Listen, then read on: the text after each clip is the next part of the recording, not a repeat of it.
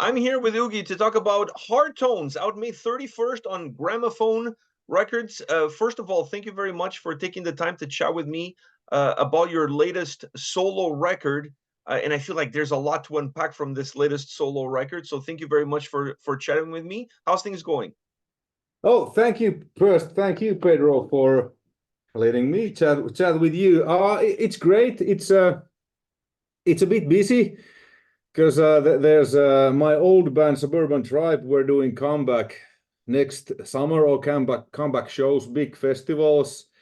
I just got home from a small Syra tour we did in Sweden. The solo album releases next week, and I have really shows, and I have a band for that, and it's a bit, and I have a tablature book coming also from that solo album, which it looks like I'm not be able to get it ready by the release date, but maybe a short after, because I've never done tablatures or stuff, and I didn't realize how time consuming and how because I want to do it's really properly. There's tablatures and notes and everything. So man, it takes time. It's a lot of work. It's a lot of work. Now, before we talk Yeah. about the solo record, let me talk to you a little bit about YouTube, because you're Yeah. you're a fellow YouTuber now. And Yeah. and I have to ask you, how has that experience been for you to be on YouTube, to create content, to share your guitar playing? How has it been for you? I think it's been great because I started it like when pandemic hit, because the tours were canceled, and I was just like, maybe I'll try this to see what it is. And when you look my older videos, they were just shot with a iPhone, no editing. I didn't have any. I've never edited anything. No clue about nothing. Just like, and then now when I look at it, like, well, I mean, you got to start somewhere. I mean, the only people who never fail are the people who never does anything. So yeah, it's been fun, and I've got because I do mixing and producing bands and mixing. That's actually been the kind of my main income during the last couple of years. So I've got a lot of clients and bands and artists from all over the world. So now I'm working with a Finnish band, a Swiss band, and I'm soon starting to mix a band from Sri Lanka. Wow. And they've all found I mix an LA band from LA rock band. I mean, one artist from Brazil, one from Italy, and they all have found out about me because of my YouTube channel. Somebody said that, hey, check out this guy. He's an okay guitar player. He can, and then they watched my videos mixing like, hey, and then asked me, hey, did you mix Syra album? Yeah, I did. Did you mix this or that? Yeah, cool. So it's been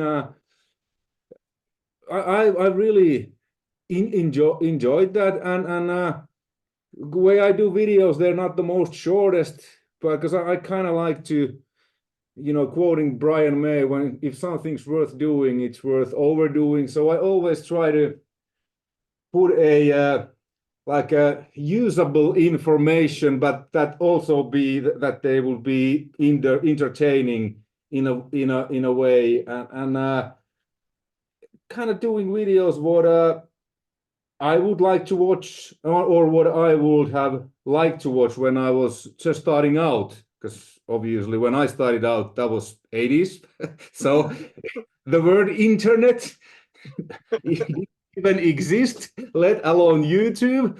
So I think that's and I a lot of the ideas about the videos come from people who watch those.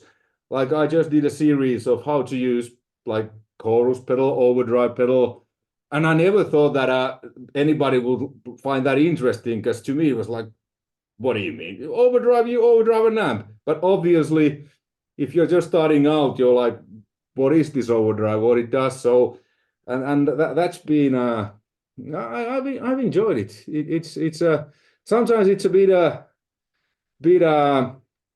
like, because I'm that's not my main thing. You know, it's I do it when I have time, and sometimes I'm like, okay, I'm gonna be away for 3 weeks. Okay, I guess I need to film 4 videos today, and maybe I'll edit them during the night, and then oh, it pays off. It's fun. It's nice to see people's comments, and I've got a lot of production, recording, and mixing jobs because of the channel. So I like it. So has the channel have had, outside of the impact on your career in terms of getting more work, has teaching and showing people everything that you know about your guitar and everything that comes with it, has that had an impact on you as a guitar player? Yes, yes, yes. I also would you know, not just mixing work, but a guitar lessons, like Skype lessons. I do, and when you're teaching to someone some stuff that I do, it's just like, yeah. But then when you're breaking it down to someone, what is a harmonic minor scale or what is combining pentatonic, and then you kind of need to kind of teaching yourself, because it's just like, well, you know, you just do this and that. Because to me, it's just like I don't necessarily always think, because it's just I know where if I want to add major seven, minor seven, or if I want to add Randy Rhoads licks, then it's a Phrygian. But then when you actually explain it to someone so that they get the light bulb moment, I understand. I have learned a lot too. One of my friends actually said that he's playing second guitar on my live shows when I did the videos, and he said that I didn't know that you know so much about theory, because I was like, yeah, I think it has come from I've always known it, but then when to put it to words, and sometimes you realize things yourself, like, hey, wait a minute, yeah, actually, because you know, teaching, at least I sometimes learn a lot myself too. So yeah, I think it has had a positive impact. And speaking of positive impacts, you have this solo record coming out, but you're so busy. You just said with YouTube, with videos, with everything that you're doing. How long have you been working on this solo record? How long has this album been in the making? It's been probably a because this solo album, like my previous, all the songs are based on the intro songs on my YouTube videos for a certain amp or certain guitar. Because if I have time, I always want to write a song for that, inspired by whatever amplifier or and then do it like properly. I have a guy, Devin James, who's a fantastic drummer. He plays drums on the album, so he does the drums for me, and many times I use his fantastic MIDI packs. He sells with his company Iron Stronghold Production, and I always want to kind of show people that whatever guitar amplifier works in the context of a mix, like how it's done professionally. Because I mean, it necessarily doesn't say you if you're just like, but when people hear it in the context of how I will do it. So many of the songs, or all of the songs, they have appeared on those YouTube videos, and then when it was time, or I think that okay, I really want to make kind of 80s and 90s influenced album, because many people have asked me, so many comments on those YouTube videos, hey man, what is this song? This is amazing, like you don't hear this kind of stuff anymore, like 80s metal, modern stuff. Where can I buy it? I'm like, wow, I was just something I just wrote, you know, very quickly for this video, but thank you. Then I put into my head, okay, that's people have really liked that. And then last summer or last spring, I thought that okay, let's do this for real. So then I went through the bunch of songs I had done. Okay, this is too modern. That's maybe for Syra, because some Syra songs on Vertigo Trigger started out as YouTube songs. Okay, this one. And then when I had the songs, then I kind of finished them, because some of them were just like minute and a half or something. Then I kind of wrote them, and I already had a vocalist in mind when I wrote them. Maybe I changed the tuning, a key a little bit, and then luckily all the vocalists I had thought about it for a certain song. They all were like, "Yes, absolutely, this is great." And then you know, I sent the demos to them. Then they did the vocals. We bounced back ideas like, "Hey, can you change this chord to that chord, or maybe change the key?" And so it took probably in total like maybe 5 or 6 months, that whole process. And then I mixed the album in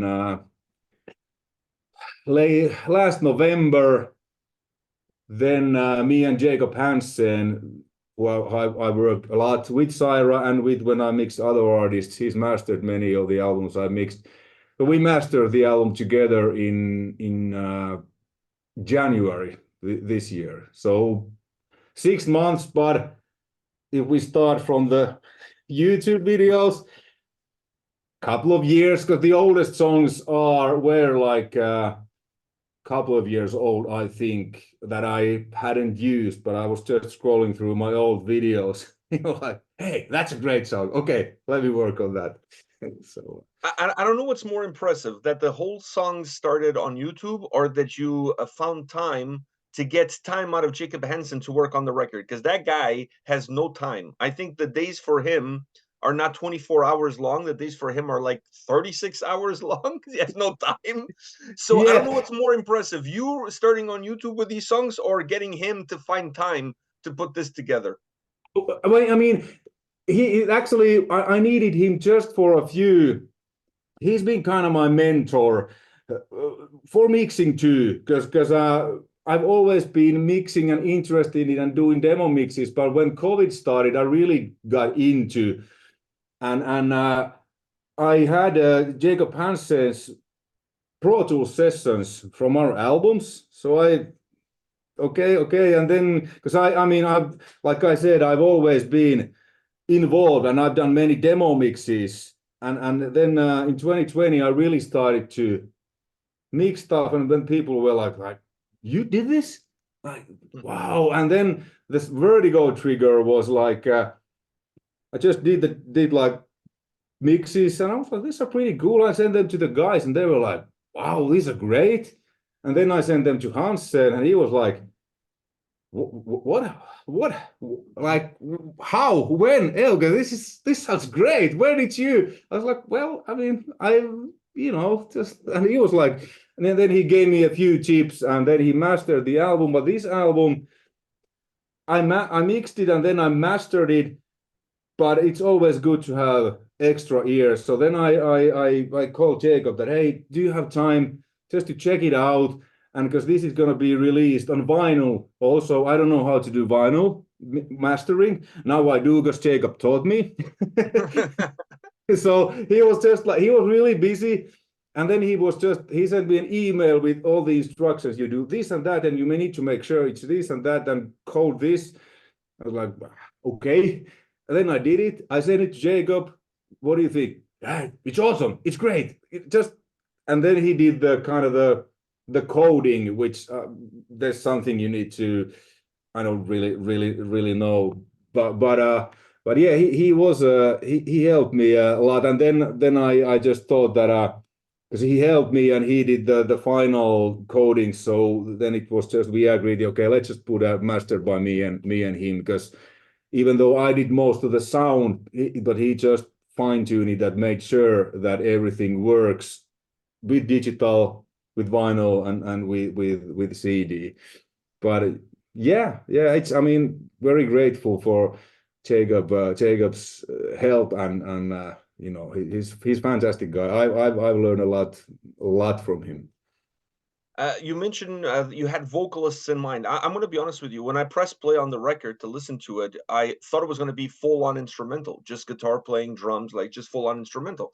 So when I see, even before I press play, when I see featuring Sammy, and I'm like, oh, is he playing guitar on this? I mean, he's also a guitar player. It's not just a Yeah, singer, he's a but like, great. yeah. So I was like, oh, maybe Sammy's playing some guitar on this opening track or something. So I was really surprised that you went with some vocalists for this record. Was that your idea from the get-go? I want to have some vocalists on these tracks. Yeah, it was. It was because my first solo album that came out in 2018, that had 4 instrumentals and 6 songs with vocals. The second one was full instrumental because that's what I want. And now I wanted to make a full album. I think I said to our PR person, and I think they used it on the, or will use it on the press release, because I said that I've been waiting for Ozzy Osbourne to make a great, really good album after No More Tears, and he hasn't made one. So I thought I will make an album that I will have like Ozzy Osbourne to make. I mean, Osmosis was good. They were good, but they were just because to me the pinnacle. I mean, of course, Randy Rhoads, Jake Lee, but the last 2 really good Ozzy albums that are like No All Killer, No Filler, are No Rest for the Wicked and No More Cheers, which are in general my all-time favorite albums. And I guess you can hear that too on the. It's like the Sammy song "Testify."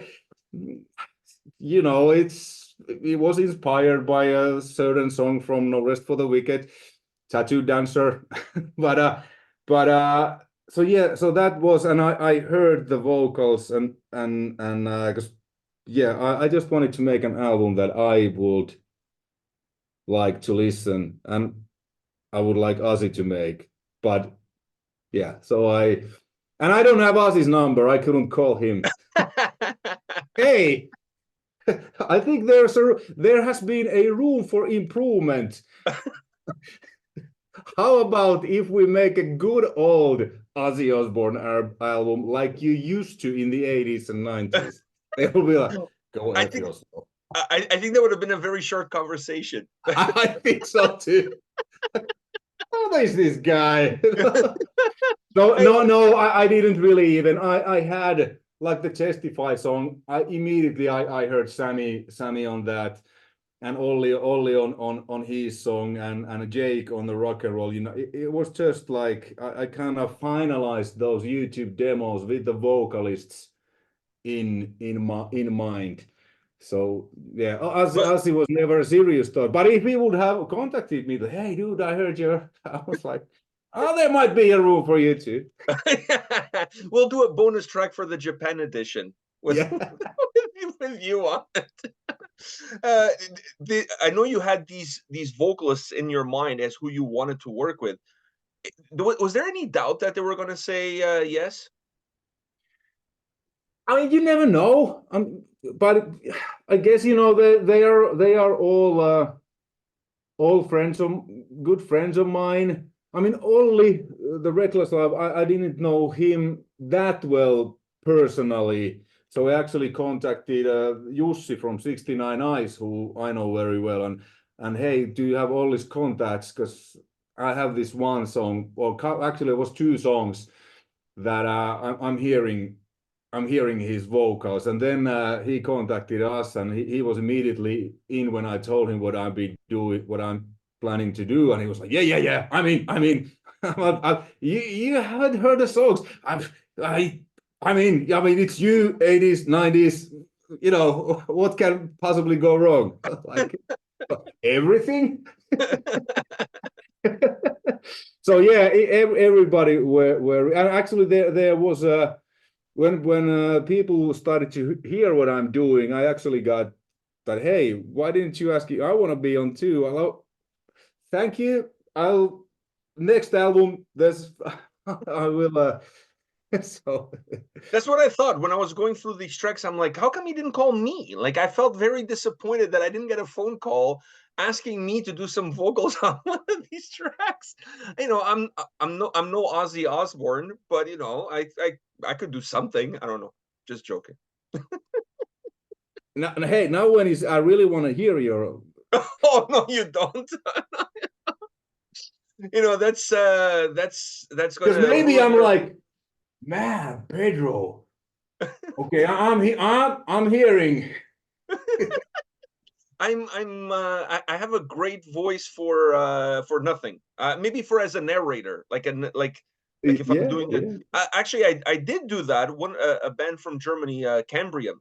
They needed a voice for. They did a concept record, and they needed a narrator's voice.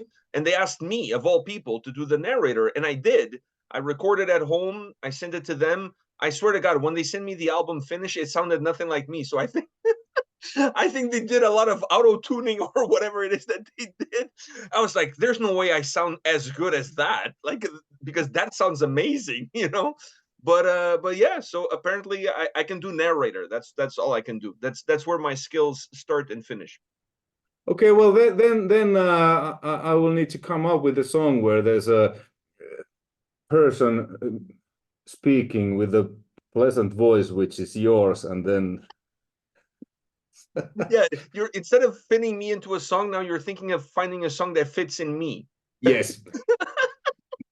I love that. I love that. Outside of myself and Ozzy Osbourne, is there somebody that you would love to work with, like a bucket list name that you would love to work with that you haven't had a chance for one reason or another to work with?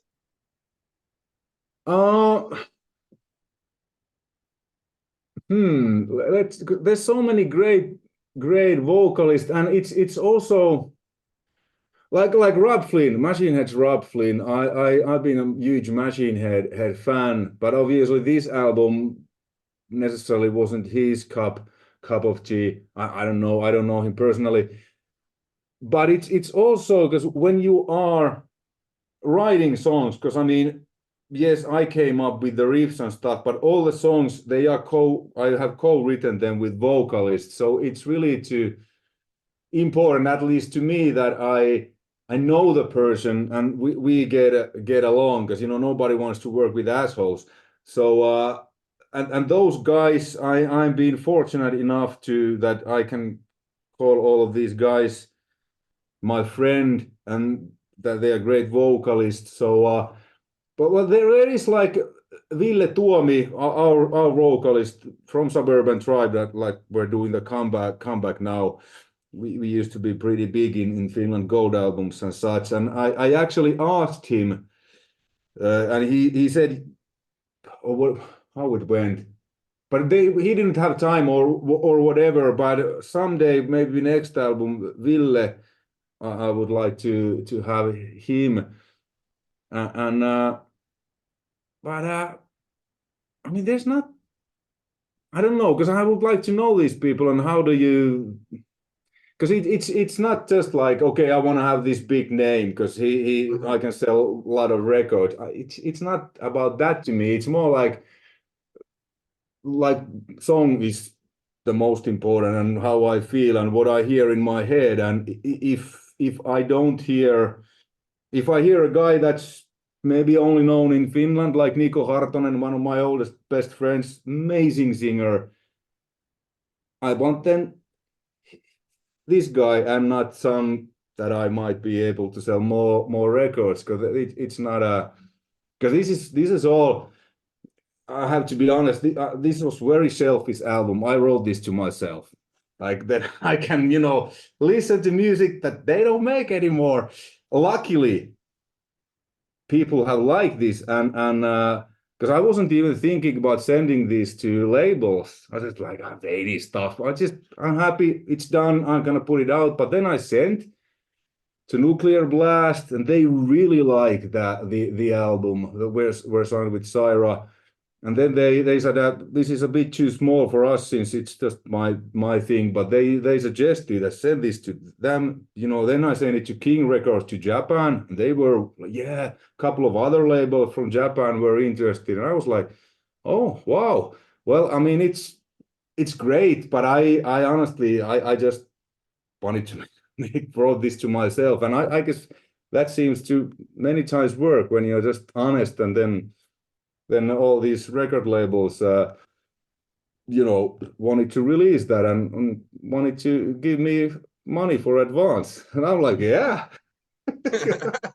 It's all bonus. This is all bonus, whatever ever comes. So I've actually been I mean, I knew the album is good, and that I played it to, but I was, because it's my kind of project, and I don't think if that kind of music is fashionable. Maybe it is, or maybe it will be after this album is out. but I think there's and that was the last thing I wanted to ask you about, is that when I listen to this record, I mean, even when I listen to the previous solo album that you did, the instrumental one, it always has this big heavy 80s 90s, early 90s influence to the sound. Both of them do. Both of them do. Yeah. I grew up in that era, so for me it resonates with me. It reminds me of Miami Vice. It reminds me of like LA back in that time period. Like there's a lot of great memories that come from this kind of sound. Is this kind of your favorite era of rock and roll? 80s, 90s? Yeah, because I was born in 76, so mid 80s, I was 10, 8, 9, 10, when you start to, you transfer from listening to child's music or whatever to like, and obviously the mid 80s, whatever, Van Halen, Motley Crue, Dokken, all these bands, like I started to just, and then I started to play guitar in the late 80s. So it's like my DNA, that stuff, because when you're that age, I think the impact on music has the biggest impact, and I think that that left an impact on me that doesn't go away, and I don't want it to go away. I love that because like you said, it brings back memories, everything, and I mean there was a lot of good music, but some of the hair metal bands, they were not like in any genre. There's always just those who looks good and just because it's whatever. But yeah, that is kind of, that's in my DNA, that kind of music, and that comes like when I grab a guitar and I started to play and don't think about anything. That's what comes, because all these songs were written really fast. It's just like, okay, I'll do a YouTube video. I get whatever. This is pretty cool, and record it, and then because with, like, let's say with Syra, I'm putting a little bit different hat, like more modern hat on, and with Shining, it was like really different hat because that was kind of black metal. But this is when I don't think about anything. I just grab a guitar. And there's something 80s, early 90s related stuff just comes from somewhere. Now, I said that was going to be my last question, but really my last question for you is Syra. When are you guys coming back to North America? Do you have any idea of what's going on? I mean, no, we are. There's been talks and some possible tours and stuff, and I think we have a visas or whatever, but I think it has. I'm not. Our management takes care of those things, but if I understood correct, getting a visa is nowadays harder and a lot more expensive. So if you coming there, the tour needs to make financially sense, at least that, because the visas, we're talking several thousands per person. I think it tripled. It tripled since the pandemic. Yeah, so it's like, you're not even in the States, and you're already like minus 20K. And then it's like, oh, a bus, that's another 20K, or the driver, and then you start to think like, yeah, this doesn't really, I mean, it will be amazing, but sometimes it's not just financially possible. The tour we did, we opened for Sabaton and Creator, and Sabaton was the main band. They were very generous. We actually got paid, so it was like we could do it, so we didn't lose like money, at least that I know, and then the visas were cheaper then. But we're not that big that we could do a tour on our own, but it wouldn't make sense financially because the venues wouldn't be that big, even though. Yeah, it's harder here in Europe too. Everything's really, we have turned down a few European tours here too, because it was just like, Like, are you kidding me? A bus for a month, like 40K? Like, Yeah, it's I mean, crazy. so that's why we've been doing like last weekend. We did 2 shows. I flew in and we made a pretty good amount of money. Then we flew Finland, do 3, 2 here and there because it's a hobby, yes, but it's also a profession, and you can't just go and play for fun. I mean, that would be the perfect scenario, have fun and get money, but You got to pay the bills. yeah. I mean, landlord isn't buying that. Like, hey, I'm not gonna be able to pay the rent today. Why? Because well, I was on tour for a month, and I had fun. I had fun. I was on tour. Like, I don't like. Go talk to someone who cares. I don't know. Unfortunately, you're correct. That is the truth. Unfortunately, it's the way it happens. I'm keeping my fingers crossed. I'm coming to Finland this summer in August. I'm going to be in Finland. I'm going to be in Tampere Oh, for Sari Helveti Festival in Tampere. So I'm going to be there oh, for a week, and then I'll go to Helsinki as well. I'll be in Helsinki as well. But I'm planning on coming back next year to Dark River Festival in 2025. So I oh. know you're doing that comeback tour, so maybe there'll be a show in the area, and I'll be able to come to a show. That would be great. Yeah, because I think we have like 6 or 7. They're the like biggest festival. We're playing Tuska and everything, but I don't remember if there was any shows in August. I think they were all in July, July. probably. July. The Tuska is the last weekend of June, and then all July, and then I'm actually flying back and forth because we have some shows with Syra in Europe. So it's You're, it's gonna be again a little bit busy, but yeah. It sounds like it's going to be busy. Well, if you guys are in the neighborhood, I'll definitely come and watch one of the shows. yeah, But we're definitely going to be, at least our plan right now. I mean, this summer for sure we're going to be there because the flights are already booked and bought, and the hotel, everything is done. But next year we're planning on coming to Finland for a week, and then we're going to go to Germany for summer breeze because that way we can kill 2 birds with one stone. yeah, Fly to Finland, be yeah, there for a week, go check out Dark River Festival, and then go to Summer yeah, Breeze yeah. right after. So hopefully, if you guys are in the area code somewhere around, we'll come and check you guys out. Yeah, and Saari Helvetti is a great festival. It's run by Rowan, my Yeah, friend. yeah. So he's Cyrus, Finnish booking agent. Do you know what that means, the Saari Helvetti? It's the hell on the island or something like that, isn't Yes, it? yeah, Yeah, that's what I've been told. I mean, I've been to Tampere before, but I've never yeah. been to the festival. It's a nice place. You actually go there by a ferry, and it's on an actual island, very picturesque, in the middle of. We played there with Shining. Oh wow. It sounds like it's going to be a good time. I'm Yeah, really excited because I love Finnish bands. I love the Finnish music scene, and there's a lot of bands playing there that if I don't yeah, go there, I'm probably never going to see them. Like yeah, Turmion Katilot, for example, they're one of the yeah. headliners. I'm super excited to see those guys. There's so many bands that I'm really excited to see. Dawn of Solace, More Subita, they're all playing there.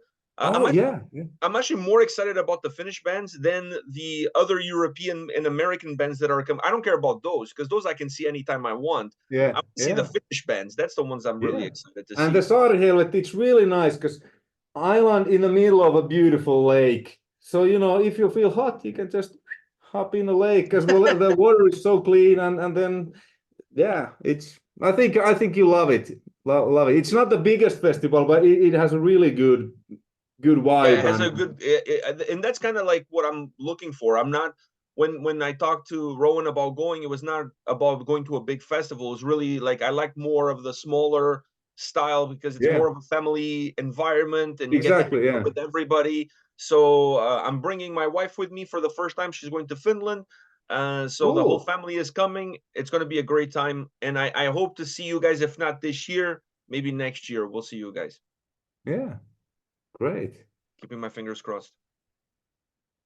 All right, man. All the best. Thank you very much for taking the time today. I really appreciate it. And we'll chat soon. And keep Yes, doing your YouTube stuff, man. You're doing amazing. I will. I always check it out. I subscribe and I always check it out. Like I'm always, even though I'm not a guitar guy, I really enjoy the way you create your videos, and I really enjoy the way that you present everything. It's very entertaining. Thank you. And I think I also got it because I hope I'm not saying video anymore, but video, because I got some friendly people noted. You know, I was like, yeah, I know, I'm Finnish. Sometimes I made up words. But you know, It is what it is. No, like I don't think people care. It's part of the atmosphere of the I think so. And 100% the people that has said something negative about my pronunciation, they are not native English speakers. which makes it 100%. Because people are like, I mean, if you will talk Finnish to me and it wouldn't be perfect, I wouldn't laugh about it. Or I would be like honored that, man, you actually did take a time to learn my language. Hey, I only know Misa on Vesa. That's well, that and Perkele and yeah, Kitos. but that is really important to know, because otherwise you're exactly. I feel like I'm lactose intolerant and I have IBS, so I always need to know where the toilet is. yes. It's really fundamental. And other is also like missä on ruoka? Where's the food? Oh, that's a good one. Yeah. Basically say missä on vessa, missä on ruoka. Ruoka means food or supper. Okay. So I need to learn that one too. Yeah. First you act the food and then the toilets. I love that. That's a great one. See, now not only you can do guitar lessons, you can do Finnish lessons. Maybe that's a second YouTube channel where you teach people how to speak Finnish. Yeah. That's all you need. You're not busy enough. I mean, that's all you really yeah, I was just thinking, because I'm like, I should put out because I've been trying to put out videos on Mondays and Thursdays. And tomorrow I don't have time because I have actually interviews and stuff. And then it's Thursday, and I have no idea what I'm gonna do. But I guess I'll just figure out something. Yeah, I'm sure you'll be fine. All right, man. All the best. Take care of yourself, and we'll chat soon. Yeah, cool. Take Take care, care. man. Bye. Bye.